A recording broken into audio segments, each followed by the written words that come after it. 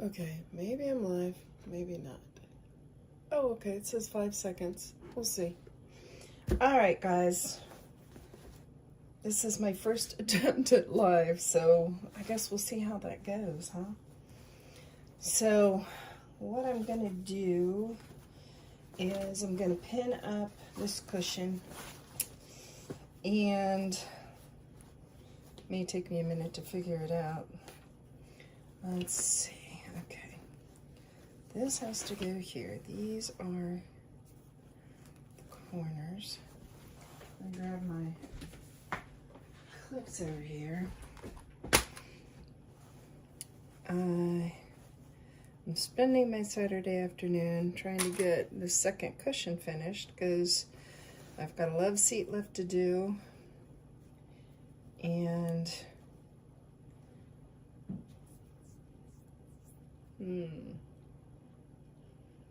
got a love seat left to do. 2 back cushions for these guys, back cushion for the love seat, and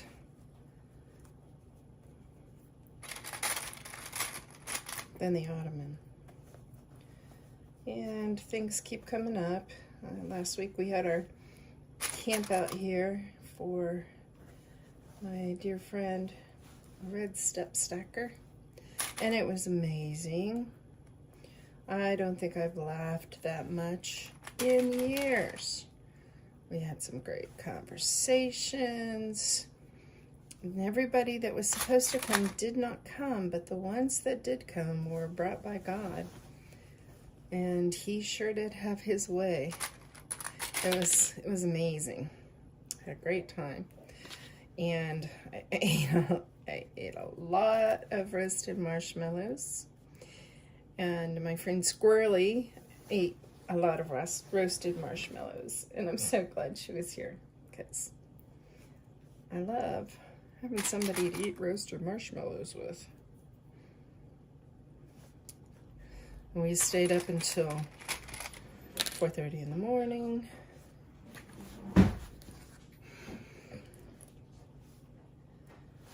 Or 5:30. I didn't go to bed when I went in from the fire. But we had a great time. It was really wonderful. Can't wait till next year. And can't wait for the next visit of each and every one of the people who are here. Y'all are invited back as brothers and sisters in Christ anytime you want. This place was given to us by the Lord for the filling and the refilling of the body of Christ. So y'all are more than welcome. Oh my God. Oh. Oops. Saw that out there. I'm doing a live.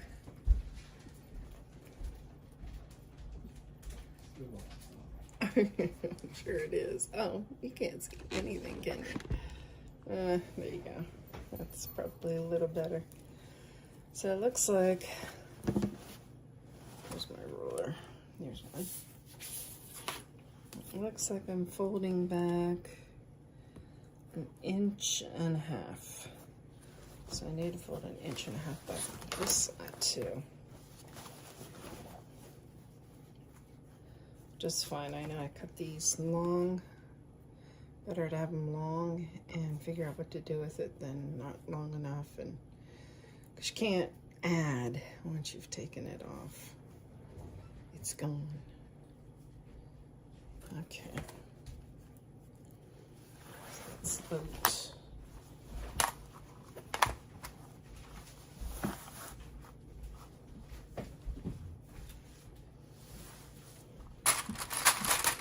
And I really can't let y'all see me because I'm a mess. Conditioning my hair so I can cut it.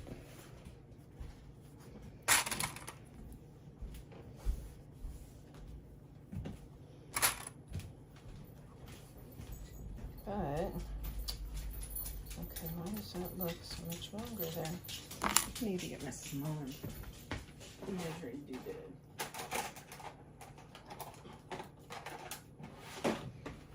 I have to say, I have a Jones for these things. All right, this one is 1 5/8. This is big. Let's do it this way. There we go. It's easier to do it that way. That's how you do hems when you're making clothes. You do it up inside. And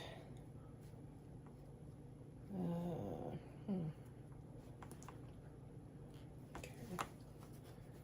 Makes it easier.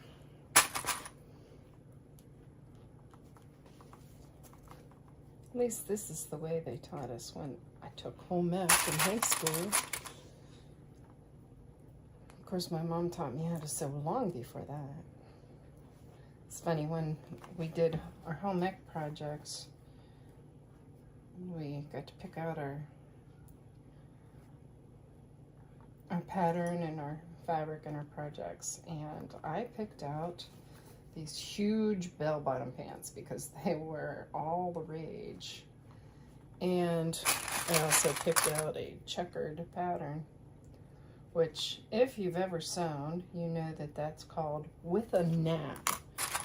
I don't know why it doesn't say with a pattern, but it says with a nap.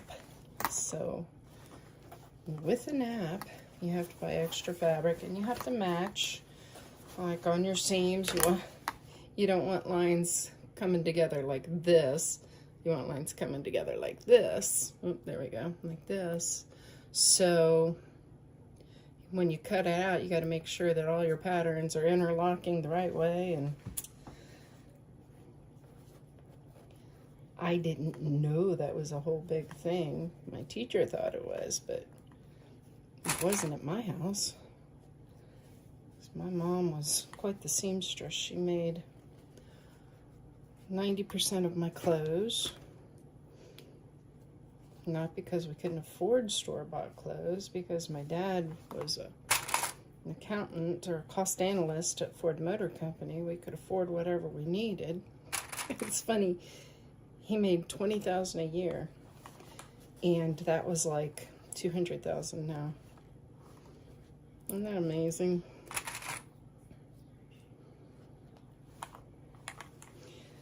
The sad thing about this is once I get it pinned up, then I've got to pin it again with the piping in. But because I don't know, because I didn't cut it completely accurately, because the pattern that I used was the old fabric, the old cover, and because the old cover was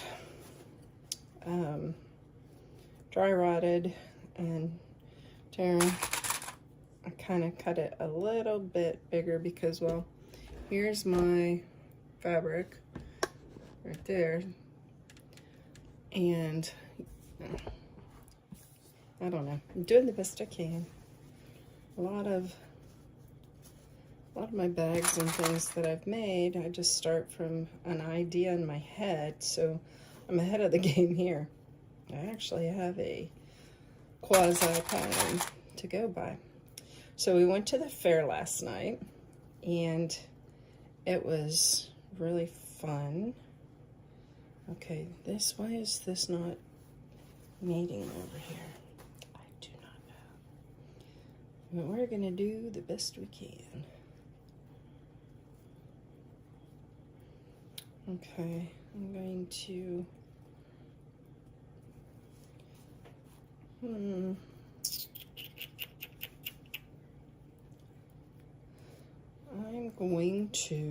I gonna do? I don't know. Oh, I need to start this side over here too. See, I marked my corners. This I got from my friend Lauren Mormino. We've never met officially to be friends, but I consider her a friend because she spends so much time in my house with her videos, teaching me things and marking the corners by putting a little nip in it is one of the things that she taught me. And see, there's my little glitter clip from my summer project box that I got from Lauren. Yeah, the coolest thing about some of these YouTube videos is you meet really, really cool people, fun people.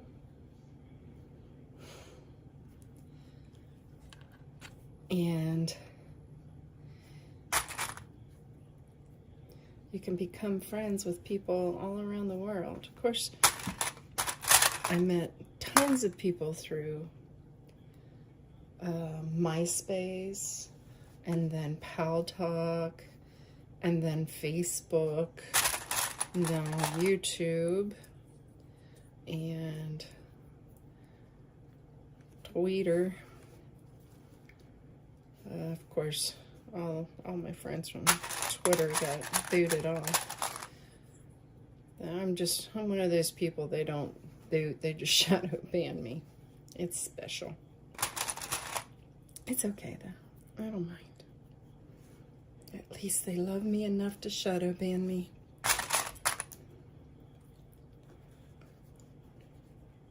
So I don't feel left out.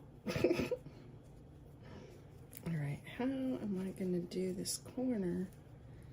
Okay.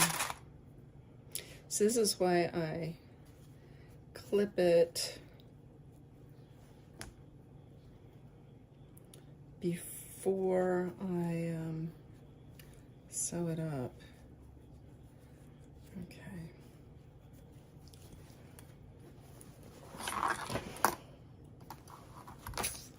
Before I put this in, because yeah, this is ready to go.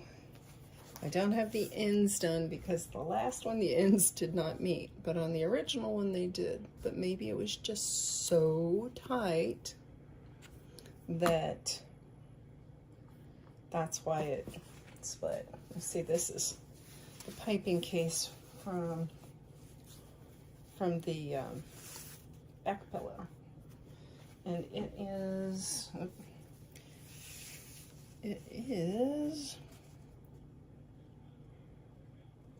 33 and a half, so that's 67 inches.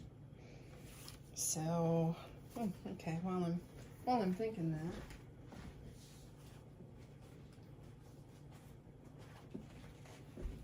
I'll just see if I've got 67 inches of this. And this is the, what is that? That is 54, and where's the little short piece? That's not the short one. This is 54, 57. What did I say I needed? 67, right? So I need 10 more inches on here. So let's go from 58 to 48. And now, because the other one was like 4 inches short, and I'll add 4 inches more. So this is where I'm gonna cut it, right here. And where my scissors go? They're hiding in here now. These are my fabric scissors. They're amazing, I love them. And these are my not fabric scissors, but they're great on everything. I can't remember where I got them, but they may be fabric scissors. I'm not sure. But they do great with paper and plastic. See, I have specialty scissors for everything. I have my leather scissors. I also have my rotary cutter. Love my rotary cutter. My pen from Mormino. So busy. Mormino.com. Alright, let me put this with this so I know what that is. Haven't cut out those pillow cushions yet.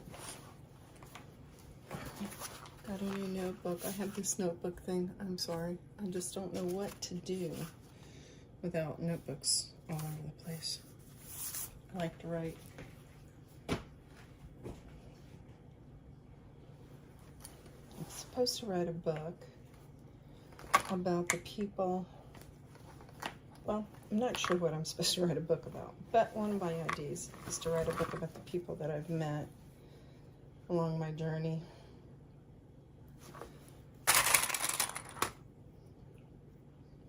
Maybe I'm supposed to write about my childhood. I don't know. It was interesting. Arrow in the roof of my mouth at 3.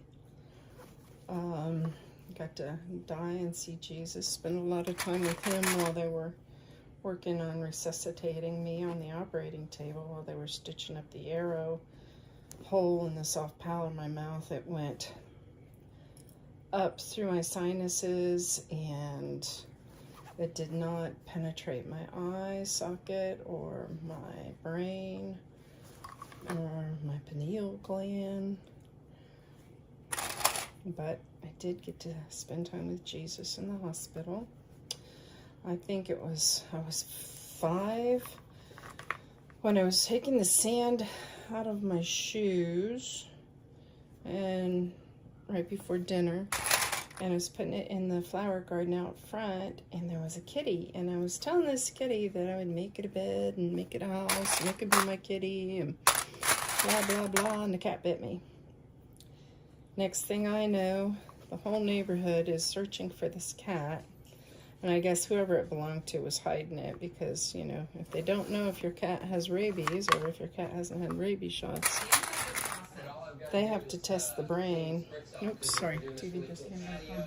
Fire pit in the middle. How about I tackle the inside, you tackle the outside? Yeah, I'm watching you, boy. Okay. So anyway, the whole neighborhood, I lived on a cul-de-sac, and there were like, let's see, there's 1, 2, 3, 4, 5, 6, 7, 8, 9, 10, 11, 12, 13, 14. There were like 14 or 15 houses on our cul-de-sac, and there were 15 kids. But this came mostly out of like 4 houses. There might have been more than 15 at one time. But, you know, everybody looked in the woods and looked through all the neighborhoods and on all the side streets, and nobody ever found that kitty cat. So I had to have 14 rabies shots in the stomach, 1 in each arm, 1 in each thigh, 1 in each butt cheek. So I've had my shots. That's right. I have had my shots. Let's see, what else? Oh yeah, one of the nasty kids in the neighborhood threw sand in my eye while we were playing in the sandbox, and I remember all the moms in the neighborhood down on my mom's front porch, or our front porch.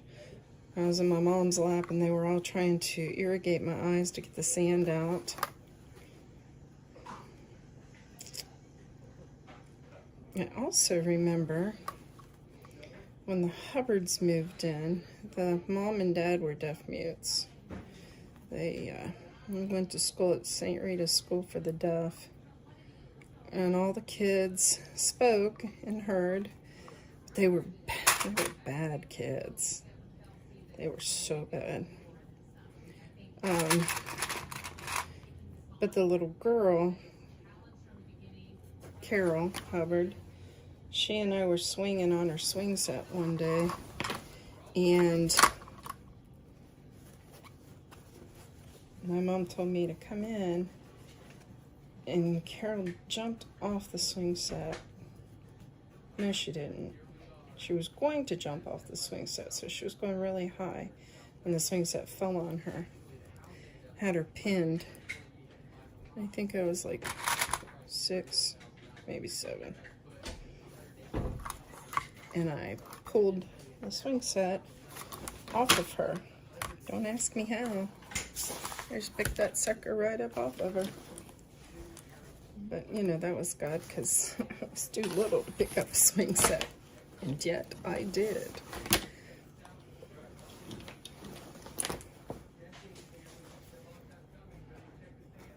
I was fortunate. I grew up in a neighborhood where there was always somebody to play with. Well, I had my big brother. And all the girls in the neighborhood liked my brother. So they were nice to me. Judy, ask Roy who he likes. And, you know, that comes with some clout. Right? Right. So this one's 1.5 inches. So that was fun. We would all play in each other's yards. I remember the Nelmans had a portable radio player. The girls did, Debbie and Dory.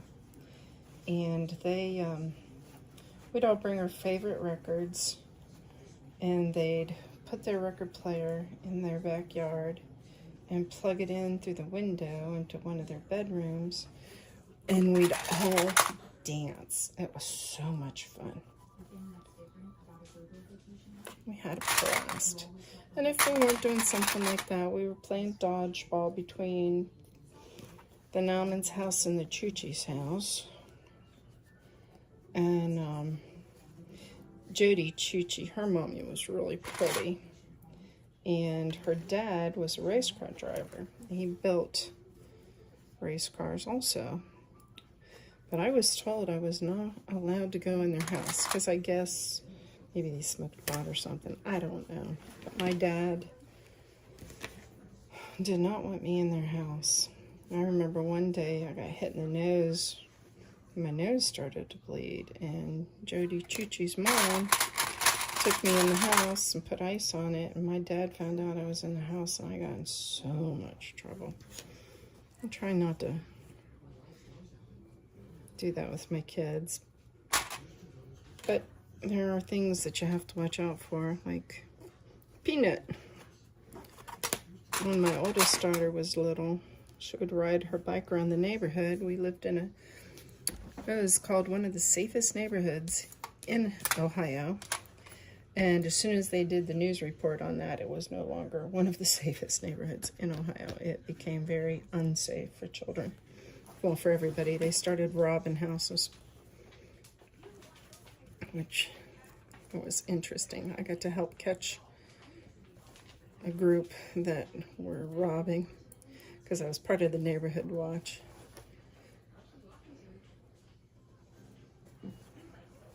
So anyway, we would play volleyball and dodgeball up there between the Naumans and the Chuchis. And oh my gosh, when it snowed, we had the highest hill. The Naumans had the safest hill. And we would line up all the trash cans and we would put snow over the top of them. And of course, we'd ice it up a little bit. And we would come down the hill and through the trash can tunnel. That was at the Nauman's house, at our house. We'd come from the top of the hill, because our yard's all backed up to the woods. Come from the top of the hill down the longest stretch of our hill, and we could go around the end of the yard to the street. It was so much fun. So much fun.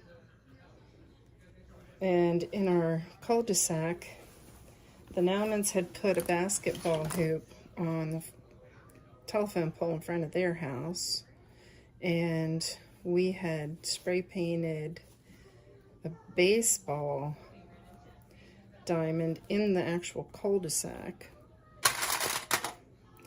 And if one played, we all played. Nobody was ever excluded. We weren't allowed to exclude anybody. But I remember one time, Randy Farrell, it was Debbie and Randy Farrell's little brother, or Debbie and Donnie Farrell's little brother, Randy. And Debbie was a year younger than me, maybe. Donnie was a couple years younger than my brother. And Randy was a couple years younger than Debbie and I. And he started a fight with me, so I took his coffee can frisbee and I threw it down in the gutter. Or, well, you know, the drain thing. And then I beat the crap out of him. Because my brother wasn't around to protect me. Because my brother had orders from my dad. If any of these boys hit your little sister, if you don't beat the crap out of them, I'm going to beat you when I get home. So most of the boys were afraid of being mean to me. And my brother, he wouldn't pick on the little ones. Because Randy was really young. He was like 7 years younger than my brother, so he could have hurt him bad. So I had to. I remember Barry Hubbard. He was in my grade, and he hit me in the chest one day, trying to hurt my little boobs. And so my brother held him, and he told me to go get the biggest baseball bat I could find. So I went down into our utility room, and I got the biggest baseball bat I could find, and my brother held his hands behind his back and said, "Go on, take a shot." I hit him so hard in the stomach. He told me years later he was very thankful that I hit him in the stomach and not any lower. But he never hit me again.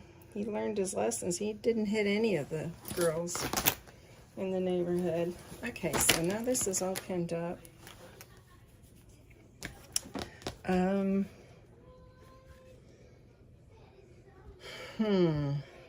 So what I need to do is start with this end. And what I'll do, because I have to sew it up, I have to pick a top or a bottom. This looks like the top to me, so I'll start here. It's because it's cut just like a little curve going down, so that's what I'm calling it. All right, now what I'll do is I'll start like right in the center. I'll go this way.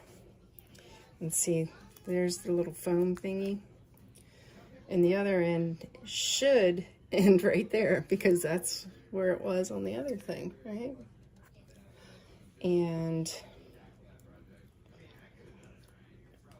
But on the other one I had like this much extra, so I made this much extra. So I'm gonna start it right about here. And watch, my cat's probably gonna get involved in this and make it hard for me. Oh, this is the back, this is the back, okay. And in case you can't tell, I have messed up piping before. So I'm just gonna stick this down in there for right now.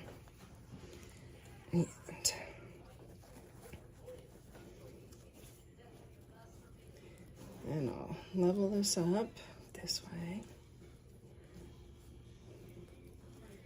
And I bring the piping to where I've serged this.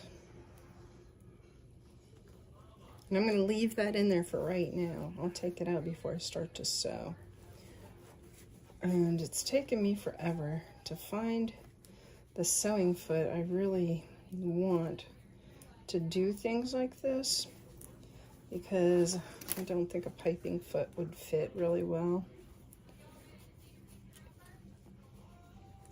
The sewing machine that I bought it from Tandy Leather back when they were selling them for like maybe $500. Maybe $400. No, maybe it was $250. I can't remember. But I jumped on it because the last leather sewing machine I bought was to make holsters and saddles with, so I can sew up to 1 inch thick leather It's called a Cowboy 4500. And it won't sew things this thin. But the Singer 4452 that I bought from Tandy will sew up to 2 or 3 layers of layers of gauge 2 leather.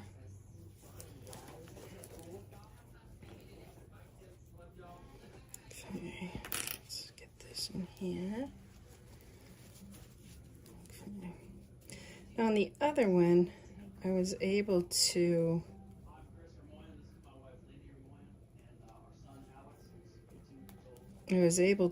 get it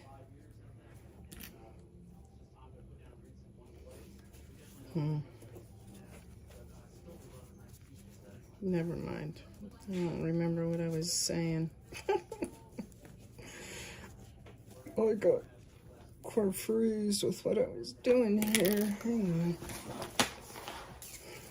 I was thinking, oh yeah, with the other one, I actually took where it turned the corner on the piping, on the foam, and set it up so it would go on the 2 corners and 4 corners. But this one I didn't bother to do that because it wasn't as bent as the other one. That's what I forgot. I remembered. Okay. Well, I don't think I'll bore you with much more. I gotta tell you about the fair last night. It's the first time we've had the Ohio State Fair where you could actually go for the last 3 years. And a lot of the vendors did not show up, like at the Jazz or the Blues and Rib Fest in Canal. A lot of the vendors that used to be there didn't bother to show up. So the ones that were there were making a buttload of money because people are ready to be out. They do not want to be in their homes wearing masks. I don't think I saw one person at the fair with a mask on yesterday. I could be wrong, but I really don't think I did. We weren't in the Twilight Zone anymore. But for the rides, for the little kids' rides, you used to be able to buy tickets. Well, now you have to buy credits, and you can't go to a ticket booth. There's a kiosk that's computerized, and you have to put your credit card in or cash, and they're $1 a piece if you buy a lot. But if you just buy like 10 tickets, it's $12 because they charge you a surcharge for not buying a buttload of tickets. And each ride or event or drink or whatever in the kiddie area, you have to have credits for. You can't just go buy fries. You have to have credits on your wristband, like those 3 credits for water or something. It was ridiculous. It's a big ripoff. So that part I'm not happy with. And because my youngest daughter always threw up on the rides, but she always insisted on getting on the rides. When my husband asked me how many tickets should we get, I said she can do 2 rides because if she's anything like her mom, she might throw up. And oh my gosh, it took forever to get the little ones on the rides. Had to buckle them in. One little kid, he decided he didn't like his car halfway through, and he jumped out, so they had to stop the ride, and they had to get him back in a car. And while they were getting him in a car, a bunch of the other kids jumped out. They thought it was the end of the ride, so they got gypped out of their ride. It was just ridiculous. joy of the fair, and we got to see the rabbits, and we got to see baby goats, and we got to see baby sheep, and there were little cows that had just been born in the nursery, and my granddaughter was laughing at the sheep in their little coats. It was kind of funny. And we saw the butter cow, and I took some video of it, but I may have been calling my granddaughter, or somebody was calling their grandchild through the whole thing. So I may not put that up. But it was fun because we saw it through the little one's eyes. The turkeys were there. They'd been judged, and they were so big, and flipping their tails up and prancing around in circles in their cages. I remember when the kids did the 4-H thing a couple years ago. It was fun. We went up for one of our friends. She was in a 4-H class, and she had made it into barrel racing. So we went up and watched her. But then, you know, all that stuff last year and the year before was just the contestants. Family couldn't even come up, just, you know, a parent to take them up there. But you didn't have anybody cheering for you, and those horses love to hear people cheer for them.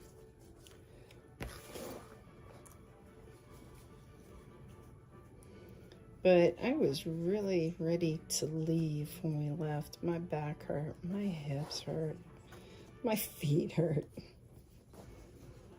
I'm praying that when this new medical technology hits, I can get all of the damage from all those people who rear-ended me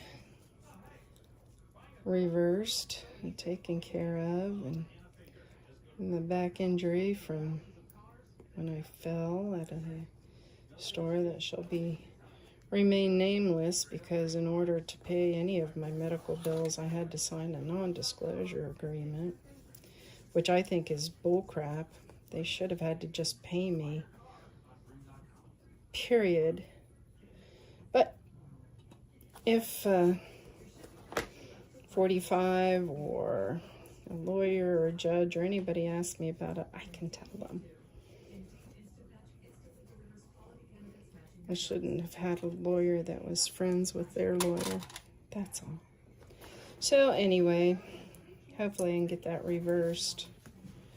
I've had the Lord heal my back. He healed a bulging disc.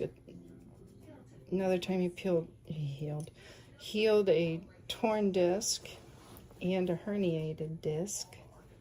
I mean, the devil's been trying to take me out, but my Lord is so much stronger than the devil, and he keeps healing me, so that's nice. So I don't know if this live is working at all, since it's my first one, and I was going to take y'all to the fair with me last night, but they told me I couldn't make anything for 24 hours. So I don't even know if my 24 hours is up, but it went live on my phone, so maybe it actually is. Just because it says so on my phone doesn't really make it so. You know what I mean.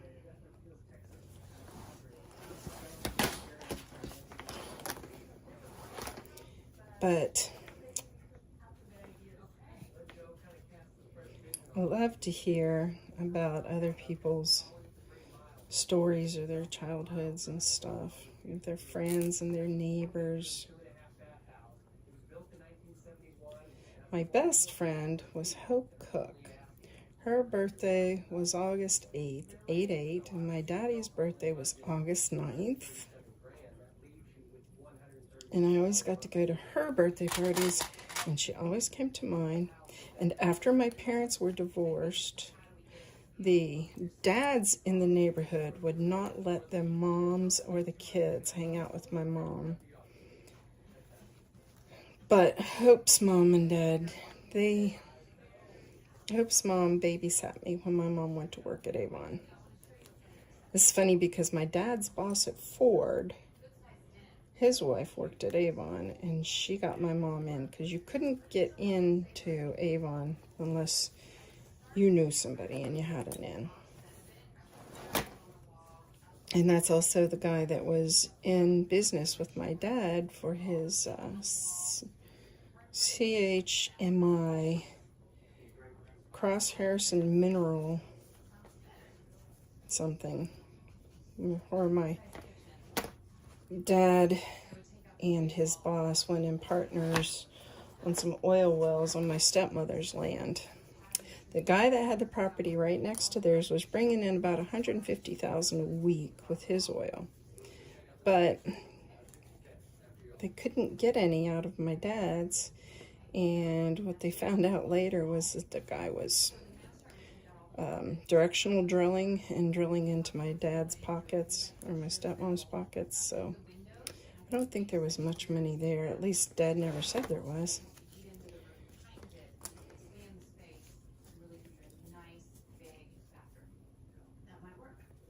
But back then, $150,000 was like $1 million right now. I guess that was 1970. At that time, we could go to the grocery store and Mom would get canned goods, meat, fresh vegetables and fruit, milk, Coca-Cola, and she would have 4 huge paper grocery bags filled to the top with groceries for under $20. And that's what we need to get back to. It's funny because when I was 16, I think, 16, I worked at not Sneakers, it was Denny's, right behind Trump's nightclub.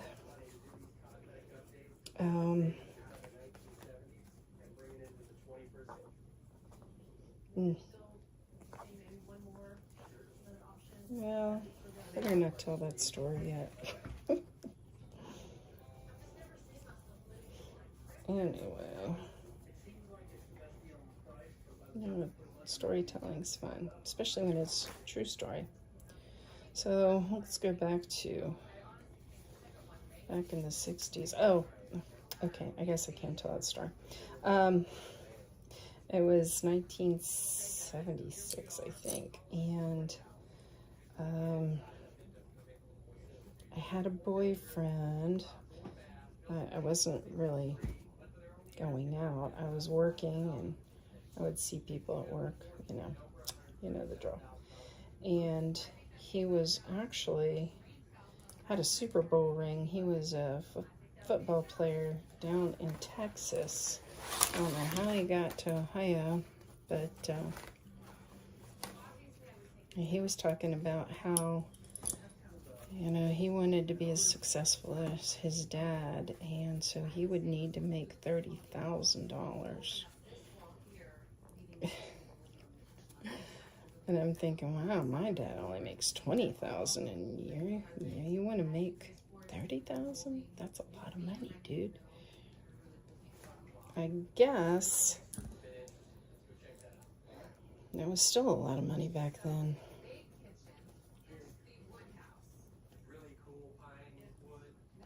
But then my friend Peggy, I met her there at Denny's. She was divorced, and she was dating somebody named Carl, and he owned a company. He owned his own airplanes, so that was really cool. Of course, Peggy was 25 and I was 16, but everybody thought I was 22. And my friend Dawn, she was 16, and everybody thought she was 22, or maybe she was 15 when I first met her. But she got a job as a cocktail waitress at Trump's because everybody that came in when we worked night shifts figured we were of age, because back in the day you weren't supposed to work past 10 o'clock if you were under 16, 17, something like that, or 18, and you were in school. So they figured if we were working second and third shift, we couldn't be in school. And,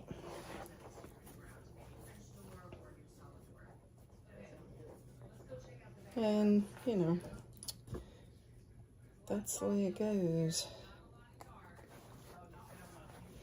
Anyway, I don't know about you, but I'm getting tired of this live. My back hurts standing here. So you can't see my face and hair. I'll have to wait until I get it all done and get my hair cut. Which, if I get in much more pain tonight, I won't be doing it tonight. I'll have to wait and cut it tomorrow. Yes, because one of the things that I have done is I went to cosmetology school. I won first place in 4 states for hairstyling, and I still do my own hair. I also got a realtor's license that is still sitting in escrow.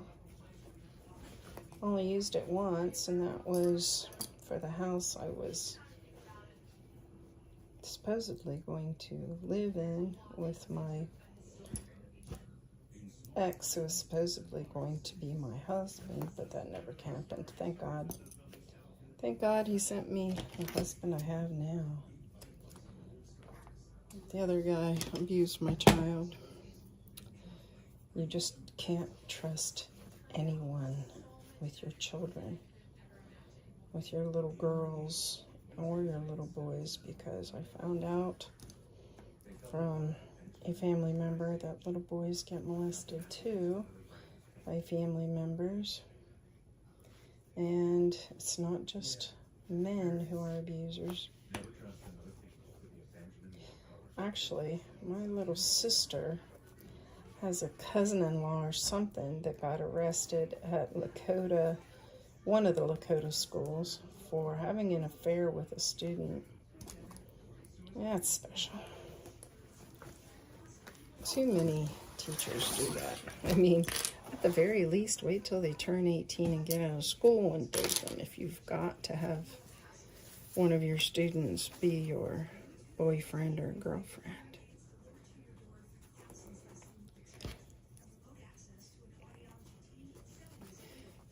But nowadays, you just can't trust anybody. People are driven by their passions and desires. They don't have the morals that they used to because they don't seem to know Jesus, which is a very, very bad thing. He wants everybody to know him because he died for absolutely everybody. He didn't die just for a few people or a certain class of people or a certain color of people. He died for every people because he loves us. He loves us all. I mean, the word says, "For God so loved the world that he gave his only begotten Son, that whosoever believeth in him should not perish but have everlasting life." It didn't say anything else. When I led my stepdad to Jesus, he was convinced of 2 things. Both were wrong. One, that he could get to heaven because he was a good person, because he took care of the old people in the family. And that he couldn't get into heaven because he cussed and he smoked and he drank. So, you know, his beliefs were contrary to each other. And one day, we went to visit. I took him a large letter Bible because his eyes he had cataracts. And I left it in the car because the Lord said, leave it in the trunk. And he drank Natty Light. Oh my God, that stuff's so nasty. And I knew the Lord didn't want me to drink. But at that point, he said, go ahead. Have a few beers with you. So I did. And he was telling me how he was going to go to heaven because he took care of the old people. But his mom told him he couldn't go to heaven because he cusses. And like every other word out of his mouth since I was 10 years old was F. Started with F. And the Lord said, after like the third beer that he had drank, the Lord said, get the book. So I sent one of the kids out to the trunk to get the book. And I had him read Romans 10, 9, then 10. And I said, now read the next one. And he read that one. And I said, did you see anywhere in there where it says, unless you drink or smoke or cuss? And he said, no. I said, there are no conditions on that. It says, if you believe that Jesus Christ is the Son of God, and if you confess it with your mouth, believe it in your heart that he died for you so that you could spend eternity with him and his Father in heaven, then you are saved. And he said, I believe that. I really believe that. And he started to cry. And of course, I started to cry. And my mom came into the room because she'd been in the kitchen cooking. And she said, what's going on? Because she'd had a stroke, so she didn't talk quite right. And he said, this one made me a Christian. I said, no, you made yourself a Christian.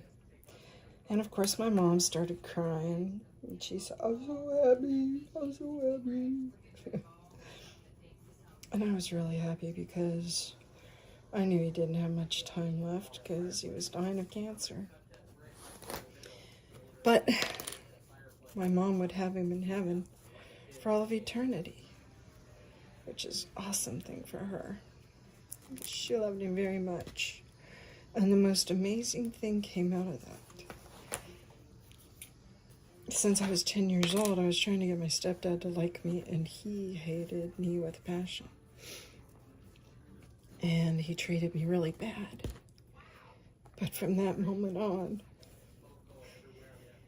he was a dad. He was kind of dad that I could call and talk to about things. And he called me sweetheart. And he counseled me, and he loved me. When I saw him, he'd hug me, and he really, really cared about me. It was bittersweet because I didn't have him much longer after that. I waited 43 years for him to be my dad. And when he finally was, he died. I asked God, I said, Father, can't you heal him? And he said the same thing he said when I led my ex-husband to Jesus. He said, if I heal them, they're just going to go back to their evil ways. I need them while they're mine. I need them now while they love me. That was amazing, you know? Think about that. All these people who are doing vile, evil things, all they have to do is repent of their sins and turn from their wicked ways, and their entire lives will change. And they won't burn in a lake of fire. They will absolutely spend eternity with Jesus. All right, so I think what I'll do is I'll start on this side. And let's see, I need to put the big clips on here so I know not to sew this side yet. So, stop here. And I need to stop over here so I can shove that cushion in there. But I will start here, and so, well, maybe I should start here.